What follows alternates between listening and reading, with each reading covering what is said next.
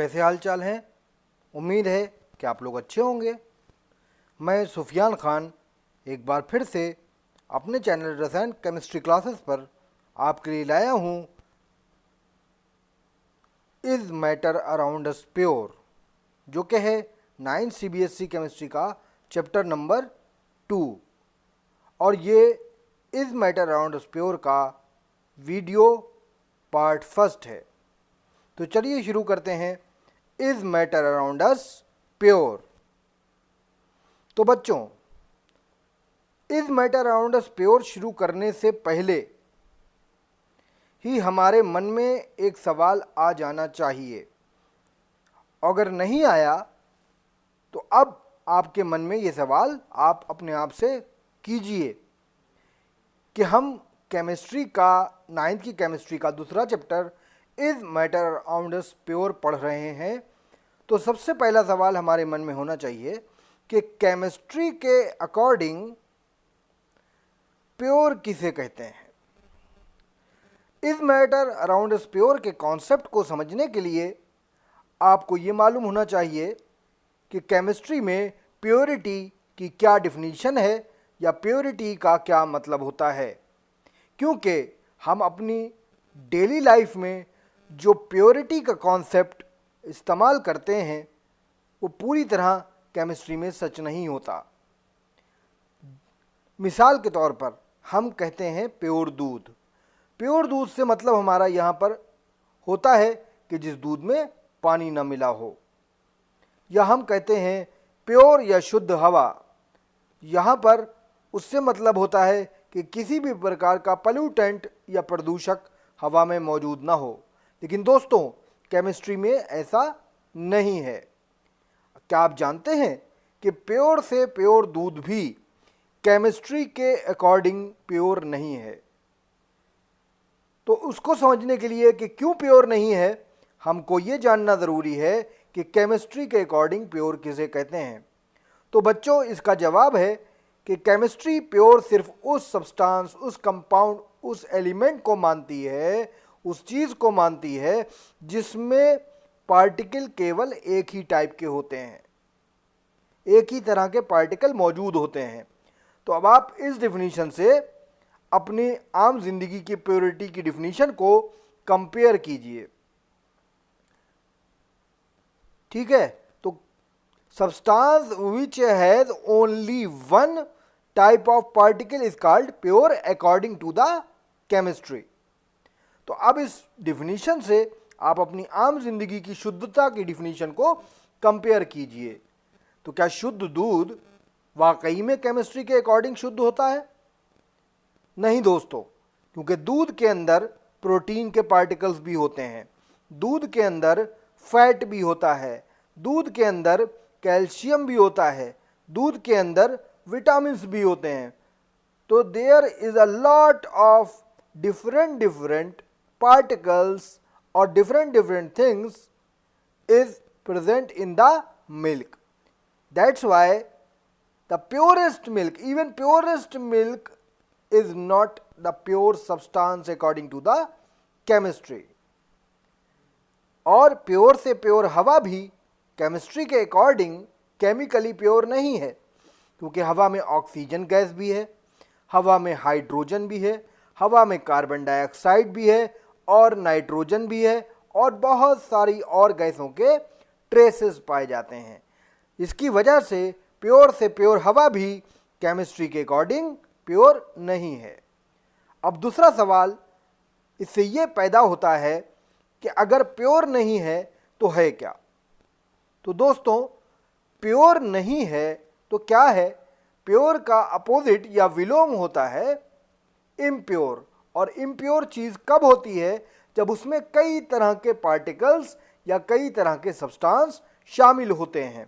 और कई तरह के पार्टिकल या सब्सटेंस या कई तरह की चीज़ें जब शामिल करके कोई चीज़ बनी होती है तो उसको हम क्या बोलते हैं दोस्तों? उसको हम बोलते हैं मिक्सचर। तो most of the things according to the chemistry falls in the category named as mixture. Clear दोस्तों? तो चलिए अब आगे बढ़ते हैं।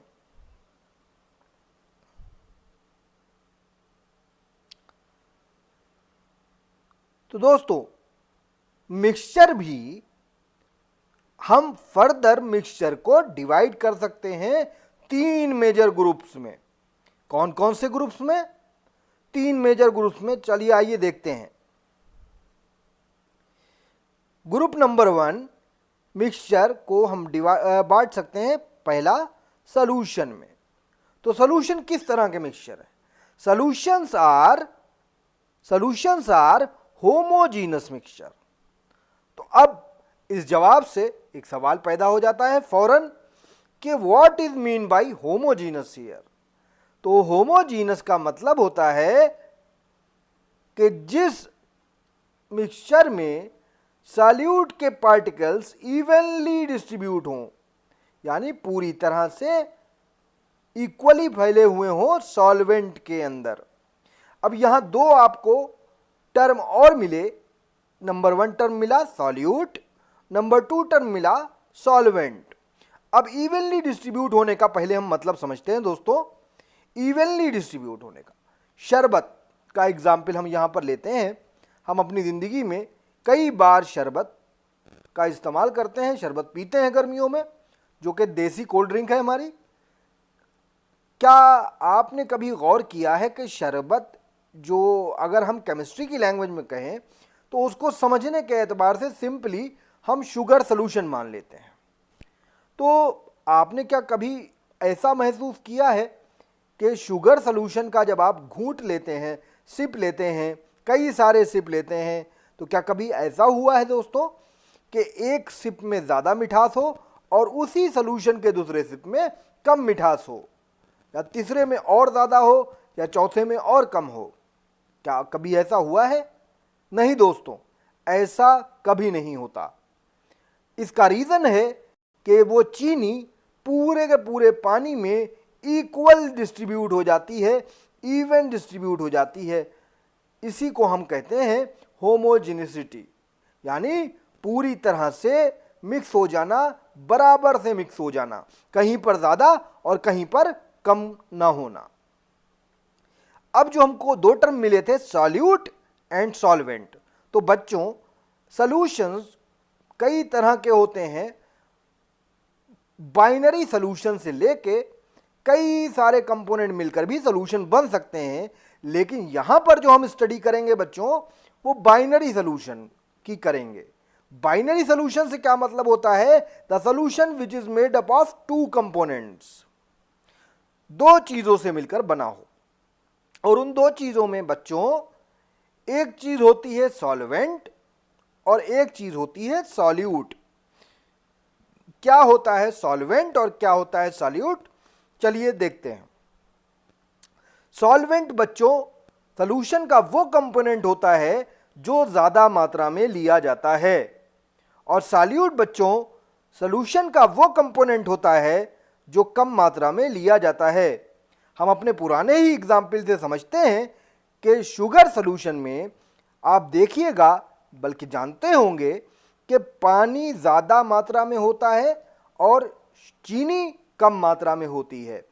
तो शुगर सॉल्यूशन में water is a solvent whereas sugar is solute, because sugar is taken in lesser amount than the amount of water is taken. Clear? अब प्रॉपर्टीज ऑफ सॉल्यूशंस की बात हम कर लेते हैं। प्रॉपर्टीज ऑफ सॉल्यूशन में बच्चों सबसे पहली प्रॉपर्टी सॉल्यूशन की है कि सॉल्यूशन में सॉल्यूट के पार्टिकल 1 नैनोमीटर से भी छोटे होते हैं। बच्चों नैनोमीटर एक यूनिट है जो बहुत ही ज़्यादा छोटी यूनिट है। 1 नैनोमीटर बराबर होता है 10 की पावर -9 मीटर के, यानी 1 अपॉन लिखकर आप फिर 1 लिखें नीचे अपॉन के और 9 जीरो लगाएं उसके आगे। तो यानी ये कह सकते हैं हम कि 1 मीटर का 1 अरबवां हिस्सा, लगभग 1 अरब हिस्से कीजिए आप 1 मीटर के, और उस 1 अरब हिस्सों में से एक हिस्सा आप अगर 1 मीटर का उठाएंगे तो वो होगा 1 नैनोमीटर। तो आप समझ सकते हैं दोस्तों कि कितने छोटे पार्टिकल होते हैं सॉल्यूट के सॉल्यूशन में। और जब इतने छोटे हैं दोस्तों तो हमें कुछ भी याद करने की जरूरत नहीं। अब सारी की सारी चीजें हमको बिना पढ़े याद रहेंगी। क्यों? क्योंकि जब इतने छोटे हैं तो जाहिर सी बात है कि हम सॉल्यूशन को अपनी आंखों से नहीं देख सकते। तो यही इन सॉल्यूशंस की अगली प्रॉपर्टी है कि हम सॉल्यूशन के पार्टिकल को नेकेड आई से नहीं देख सकते। और तीसरी प्रॉपर्टी भी बिना पढ़े याद हो जाएगी दोस्तों, वो ये है कि सॉल्यूशन के पार्टिकल जब इतने ज़्यादा छोटे हैं तो वो इतने छोटे होने की वजह से फिल्टर पेपर के पोर्स में से भी क्रॉस हो जाते हैं। यानी हम सॉल्यूशन के कंपोनेंट को by the using of filter paper separate नहीं कर सकेंगे। क्लियर? चलिए आगे देखते हैं। अभी सॉल्यूशन की कुछ और प्रॉपर्टीज बाकी हैं दोस्तों। Particles of solution do not settle down. तो particle of solution do not settle down, इसका क्या मतलब है दोस्तों? कि सॉल्यूशन बनने के बाद जो सॉल्यूट के पार्टिकल हैं वो अगर सॉल्यूशन हम किसी बर्तन में रखते हैं बनाकर तो सॉल्यूट के पार्टिकल बर्तन के बॉटम में नहीं बैठेंगे। अगर हम यहां वही एग्जाम्पल लें जिस एग्जाम्पल पर बेस्ड करके हम बात करते और कॉन्सेप्ट को समझते चले आ रहे हैं सॉल्यूशन का, तो आपको खुद आसानी से समझ में आ जाएगा कि शुगर सॉल्यूशन बनाने के बाद अगर हम उसको शुगर को अच्छी तरह से डिसॉल्व कर चुके हैं पानी में, तो चाहे हम उसको 2 दिन 3 दिन या कभी तक भी रखा रहने दे दोस्तों, कभी भी ऐसा नहीं होगा कि शक्कर के पार्टिकल, चीनी के पार्टिकल धीरे धीरे करके बॉटल या उस बर्तन के बॉटम में बैठ जाएं। जिस तरह से रेत और पानी के केस में होता है कि आप रेत और पानी के केस में कितना भी ज़्यादा बॉटल को शेक करके रेत को पानी में मिलाने की कोशिश कर लें, लेकिन अगर आप उसे थोड़ी देर के लिए ऐसे ही छोड़ देते हैं तो कुछ देर के बाद रेत पानी बॉटम में बैठ जाती है।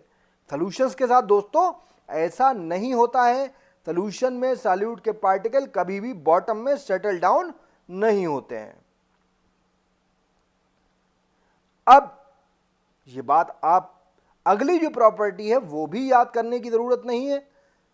क्यों नहीं है?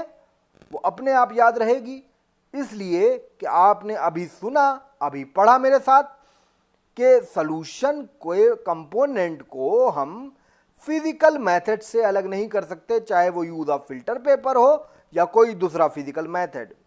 तो जब हम कंपोनेंट को अलग नहीं कर सकते तो इसका मतलब है कि सॉल्यूशन को हम कंपोनेंट में तोड़कर उसका अस्तित्व खत्म नहीं कर सकते।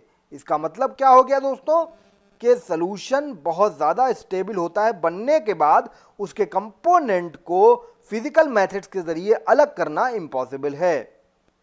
अगला पॉइंट वही है जो मैंने इस पॉइंट के साथ मिला दिया दोस्तों बातों ही बातों में, कि सॉल्यूशन के कंपोनेंट को हम सिंपल फिजिकल मेथड से अलग नहीं कर सकते। और आखिरी प्रॉपर्टी है इसकी कि सॉल्यूशन जो है वो टिंडल इफेक्ट शो नहीं करता। अब फिर जवाब से एक सवाल निकल कर आता है कि भाई टिंडल इफेक्ट क्या होता है, तो उसको भी समझ लेते हैं दोस्तों। यहां नोट में मैंने मेंशन भी किया है आपकी आसानी के लिए, ताकि आप साथ साथ मेरे पढ़ते भी रहें और जो बच्चे चाहें वो नोट्स भी बना सकें। तो scattering of light by a medium having suspended particle in it is known as Tyndall effect. ऐसा मीडियम जिसमें सस्पेंडेड पार्टिकल पाए जाते हैं, सस्पेंडेड पार्टिकल का मतलब है नीचे घूमते हुए बैठे हुए पार्टिकल, यानी उन पार्टिकल्स का साइज कंसीडरेबली लार्ज होता है। तो क्या होता है दोस्तों कि जब लाइट उस मीडियम से गुजरती है जिसमें सस्पेंडेड पार्टिकल है, तो लाइट की रेज उन पार्टिकल्स से, सस्पेंडेड पार्टिकल्स से टकराकर बिखर जाती है, इधर उधर फैल जाती है, जिसको हम स्कैटरिंग ऑफ लाइट कहते हैं, लाइट का बिखर जाना। और जब लाइट किसी ऐसे मीडियम से गुजरे जिसमें सस्पेंडेड पार्टिकल है और टकराकर बिखर जाए, तो इसी फिनोमिना को हम टिंडल फिनोमिना या टिंडल इफेक्ट के नाम से जानते हैं। अब सॉल्युबिलिटी ऑफ ए सॉल्यूशन क्या होता है? तो दोस्तों सॉल्युबिलिटी क्या है? सॉल्युबिलिटी, अच्छा इसको समझने से पहले, क्योंकि मैं इस बात के लिए प्रतिबद्ध हूं कि आपको बिना याद किए चीज़ें याद हो जाएं, बिना मेहनत के चीज़ें याद हो जाएं, तो इस बात पर आगे बढ़ने से पहले मैं आपसे कुछ सवाल करना चाहूँगा और चाहूँगा कि कमेंट में आप लोग इसका आंसर भी दें, मेरे साथ जुड़े रहें। आप मुझे ये बताएं कि एक गिलास पानी में आप ज़्यादा से ज़्यादा कितना अमाउंट चीनी का घोल सकते हैं? जवाब दें दोस्तों। क्या 1 चम्मच, 2 चम्मच, 3 चम्मच, 4 चम्मच, कितने आप घोल सकते हैं? तो पता ये चलेगा कि हम 3 चम्मच शायद घोल दें, लेकिन ऐसा नहीं कर सकते कि हमें एक गिलास पानी में 8 चम्मच, 10 चम्मच, 20 चम्मच या जितने चम्मच चाहें चीनी घोल दें। तो इसका मतलब क्या हुआ कि एक गिवन अमाउंट ऑफ सॉल्यूशन में हम एक मैक्सिमम अमाउंट ऑफ सॉल्यूट, उसकी एक हद है कि गिवन अमाउंट ऑफ सॉल्यूशन में कितना सॉल्यूट घोला जा सकता है। यही दोस्तों maximum amount of solute which can be dissolve in a solution कहलाता है सॉल्यूशन की सॉल्युबिलिटी। लेकिन यहां पर याद रखिएगा दोस्तों कि हम सॉल्यूशन के एक गिवन अमाउंट की सॉल्युबिलिटी को बढ़ा भी सकते हैं। कैसे बढ़ा सकते हैं? टेम्परेचर को इंक्रीज करके। अब ये कैसे बढ़ा सकते हैं, टेम्परेचर किस तरह से बढ़ाता है, इसकी बात हम फिर कभी करेंगे। हो सकता है कि मैं कल ही इसकी बात करूं, और अगर आप इस बारे में और जानना चाहते हैं तो कमेंट करके मुझे बताएं कि आप क्या जानना चाहते हैं और ज़्यादा डीप। अगर आप लोगों ने कमेंट करके मुझको बताया तो मैं आपको ज़रूर इस बारे में और डीप जानकारी दूंगा। तो फिलहाल आप यहाँ पर याद रखें कि maximum amount of solute which can be dissolve in a solution at a particular temperature is known as solubility of a solution. तो बच्चों आज के लिए इतना ही। मैं कल फिर मिलूंगा आपसे इस मैटर अराउंड अस प्योर के वीडियो पार्ट 2 के साथ। अगर आपको इस लेक्चर में मज़ा आया है, ये लेक्चर आपकी पढ़ाई में मददगार साबित हुआ, तो सब्सक्राइब करें मेरे चैनल रसायन केमिस्ट्री क्लासेस को, शेयर करें दोस्तों, अपने दोस्तों के साथ, अपने स्कूल मेट्स के साथ, हर पढ़ने वाले बच्चे के साथ, ताकि उनको भी पढ़ाई में मज़ा आ सके और उनको भी ये लग सके कि पढ़ाई कोई मुश्किल काम नहीं है, हम इसको फ़न बनाकर भी पढ़ सकते हैं, इसको रटने की कोई ज़रूरत नहीं है। मेरा चैनल बनाने का मकसद ही यही है कि मैं आप लोगों से रटने की आदत को छुड़वा सकूं। तो मिलते हैं कल फिर इस वीडियो के नए पार्ट के साथ। तब तक के लिए ख्याल रखें अपना। Bye bye.